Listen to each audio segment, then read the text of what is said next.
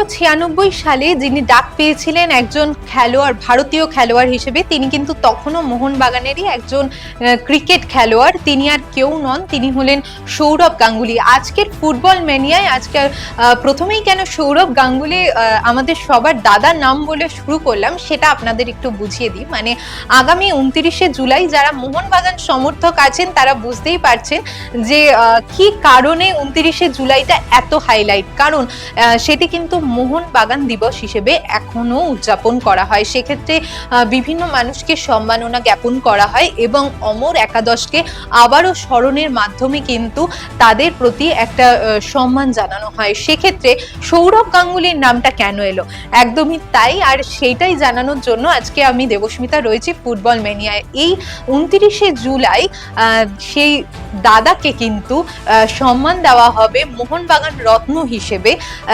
মোহনবাগানের মাঠে। সেটা কিন্তু কর্মকর্তারা আজকেই জানিয়ে দিয়েছেন বৃহস্পতিবারের সাংবাদিক বৈঠকে। তাছাড়াও রয়েছে রেফারিদের জন্য একটি সম্মান।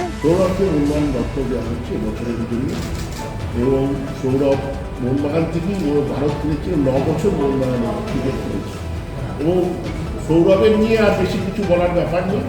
সৌরভ ভারতবর্ষের রত্ন, সেই জন্য মোহনবাগান রত্ন দেওয়ার এবার সিদ্ধান্ত, এবং সবচেয়ে কম সময়ের জন্য মোহনবাগান রত্ন এবার সিদ্ধান্ত হয়েছে এবং সেটা নিয়ে সবাই একমত হয়েছে এবং সবাই খুব আনন্দিত, খুশি যে আমরা একজন সত্যি যোগ্য মানুষকেই আমরা রত্ন দিতে পারি।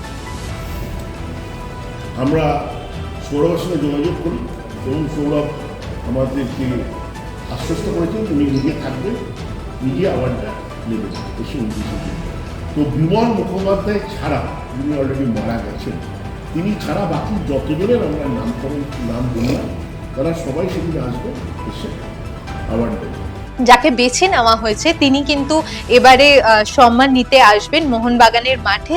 এবার অনেকেরই মনে হতে পারে যে রেফারি তো সম্পূর্ণ মাঠটাকে পরিচালনা করে, তাহলে কি এটা কোনো উৎকোচ হিসেবে দেওয়া হচ্ছে মোহনবাগানের মাঠ থেকে, যাতে তাদের খেলোয়াড়দের অন্য রকম ভাবে দেখা হয়?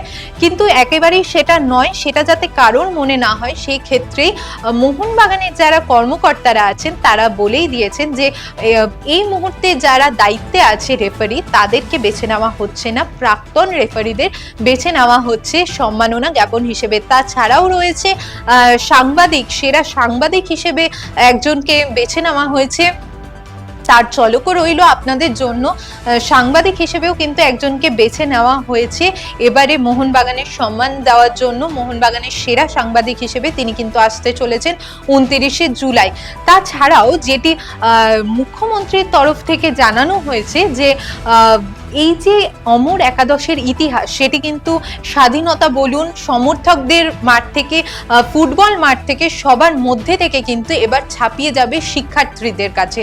মানে শিক্ষার্থীরা এবার ক্লাস 11-12-এ তাদের যে ইতিহাস রয়েছে সেই ইতিহাস কিন্তু আবারও তুলে ধরা হবে ক্লাস 11-12-এর পড়াশোনায়। মানে মোহনবাগান ফুটবলের মাঠ থেকে একেবারে কিন্তু ছাত্রছাত্রীদের কাছে সেই ছোট বয়স থেকেই পৌঁছে যাবে। মানে স্বাধীনতা সংগ্রামে ফুটবল কতটা জরুরি ছিল বা সেই সময় ইংরেজদের বিরুদ্ধে কতটা জরুরি ছিল আমাদের এই খেলা, সেটা কিন্তু ছাত্রছাত্রীরা অনেক আগে থেকেই বুঝতে পেরে যাবে। এরকমই খেলার নতুন নতুন আপডেট পেতে আপনারা আমাদের সাথে থাকুন বাংলার পালস টিভির ইউটিউব এবং ফেসবুক পেজে।